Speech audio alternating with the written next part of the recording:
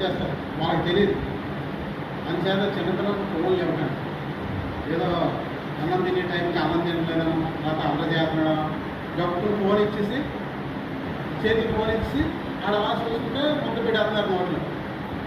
చేతిలో వాడికి ఇష్టమైన సరిపోతుంది కనుక ఆయన వేస్తున్నాడు, ముద్ద పెట్టేస్తున్నాడు.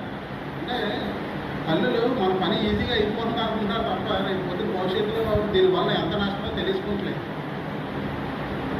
వాడి బుర్రలో ఉన్న గుంజ అంతా ఈ సెల్ ఫోన్ చూడడానికి ఖర్చు అయిపోతాడు. మరి అలా ఖర్చు అయిపోతే రేపు పొద్దున వాడు పెద్దదికి మంచి విద్యాబుద్ధులు ఎలా నేర్చుకుంటాడు? ఆ బుర్రలో గుంజ ఉన్నప్పుడే కదా. ఈ సెల్ ఫోన్కే ఖర్చు పెట్టేస్తున్నాడు వాడు. అందుచేత సెల్ ఫోన్ చిన్నపిల్లలకి ఇవ్వకండి. కనీసం ఒక హై స్కూల్కి వెళ్ళి హై స్కూల్ లెవెల్లో లేదంటే 7th క్లాస్ లెవెల్లో ఈ లెవెల్కి ఎక్కే వరకు కూడా సెల్ ఫోన్ ఇవ్వకండి. ఆ సమయంలో అయితే కొద్దిగా కొంతవరకు తెచ్చుకోగలం, మనం చెప్పిన ఆలకించే స్థితికి వస్తాం.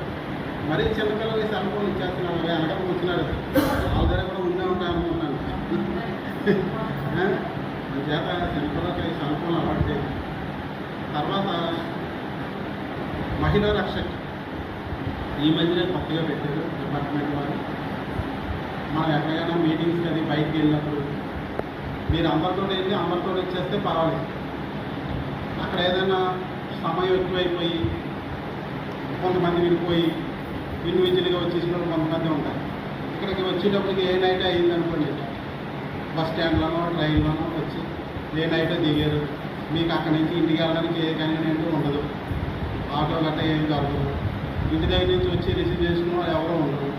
అటువంటిప్పుడు మీరు పోలీసు హెల్ప్లైన్ తీసుకోవచ్చు.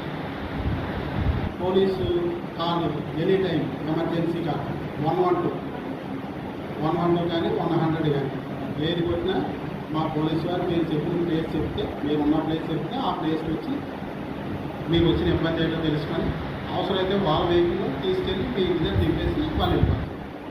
ఆ విధంగా మీరు పోలీసు హెల్ప్ తీసుకోవచ్చు ఎప్పుడైనా మీకు ఇబ్బంది కలిగినప్పుడు. ఎనీ ఎమర్జెన్సీ 112 కాల్ ఉపయోగించుకోవచ్చు మీరు. అలాగే సైబర్ క్రైమ్ బారిన ఎవరో పడాలని కాదు, జాగ్రత్తగా ఉండండి, ఎవరో పడద్దు. కానీ బై మిస్టేక్ ఎవరైనా సైబర్ క్రైమ్ బారిన పడి ఉంటే వెంటనే cyber crime toll free number 1930కి వెంటనే ఆన్లైన్లో మెసేజ్ పెట్టించాలి, కంప్లైంట్ పెట్టించుకోవాలి. అలా కంప్లైంట్ పెట్టించుకుంటే మన సొమ్ములు ఏదైతే పోయినాయో అవి వచ్చి మన అకౌంట్లో పడే అవకాశం ఉంది. వెంటనే పెట్టుకుంటే. అదే మీరు లేట్ చేశారనుకోండి, ఎవరు ఏం చేయలేరు, ఆ డబ్బులన్నీ పోతాయి. అందుచేత జాగ్రత్తగా మీరు గుర్తుపెట్టుకోండి. ఎవరు కూడా తెలియని మెసేజ్